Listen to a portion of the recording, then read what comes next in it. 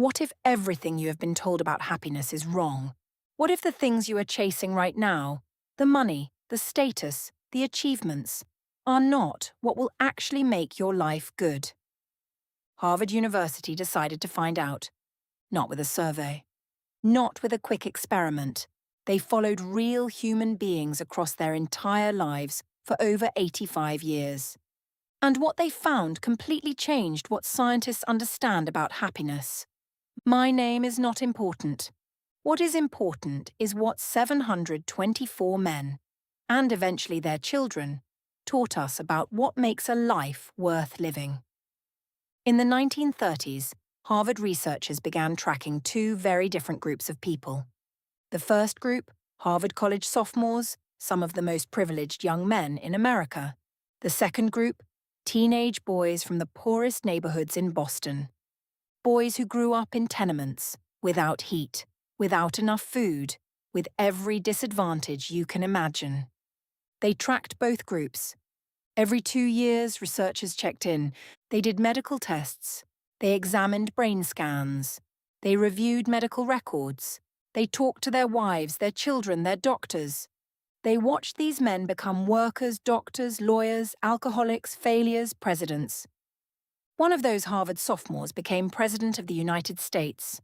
Many of the men from Boston's poorest neighborhoods built extraordinary lives. And many men from both groups fell apart. The study is now 85 years old. Robert Waldinger is its fourth director.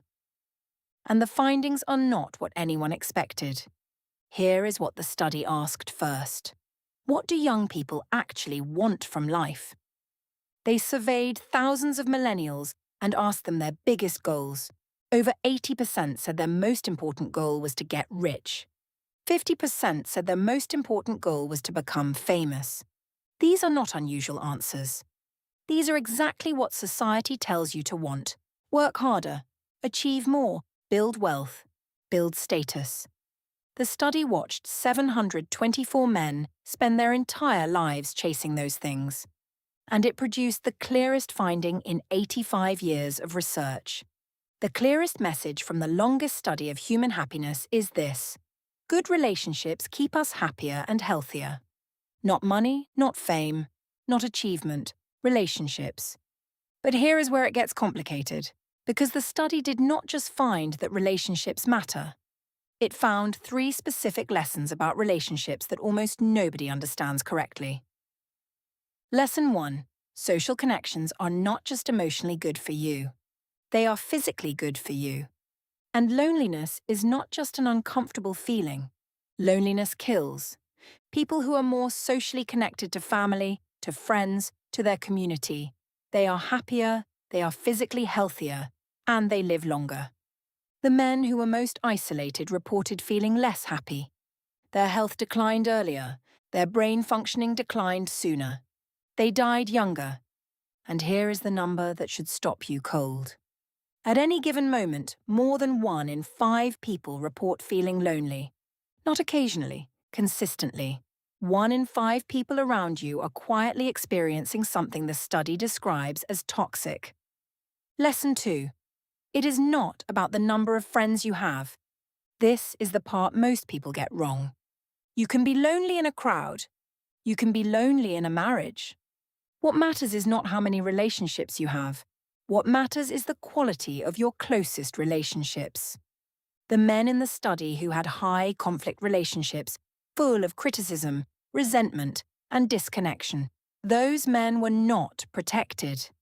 The number of people in their lives did not help them. But the men who had warm, trusting, close relationships, even just 1 or 2, those men thrived. The researchers asked a simple question that turned out to predict everything. Is there someone in your life you could call at 3 a.m. if you were sick or afraid? Men who could answer yes to that question lived healthier, longer, happier lives. Men who could not answer yes, regardless of their wealth, regardless of their status, were at significant risk. Think about your own life right now. Is there someone you could call at 3 a.m.? Lesson 3, Consti. And this is the one that surprised the researchers the most. Good relationships do not just protect your body, They protect your brain. Being in a securely attached relationship in your 80s is protective against memory decline. The people who felt they could really count on someone in times of need, their memories stayed sharper longer. The people who felt they could not count on anyone, those people experienced earlier cognitive decline. And here is what makes this remarkable. The relationships did not have to be perfect. Some of the octogenarian couples in the study bickered every single day. They argued constantly. But as long as they felt they could truly count on each other when it mattered, those arguments did not harm their brains. Conflict is not the enemy, disconnection is. The researchers then did something extraordinary. They went back and looked at all these men at age 50. They looked at everything: cholesterol levels, income, career success, physical health markers. And they asked, what predicts who will be healthy and happy at 80? The answer was not cholesterol. It was not wealth. It was not career achievement. The strongest predictor of health and happiness at 80 was how satisfied the person was in their relationships at age 50. The men who were most satisfied in their relationships at 50 were the healthiest at 80. Not the richest, not the most successful, the most connected. So what does this mean for you right now?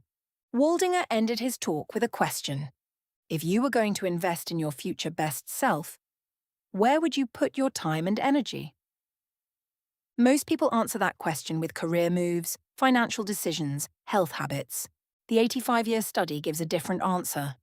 Replace screen time with people time. Not more people. Better connection with the people already in your life. Reach out to someone you have been meaning to call.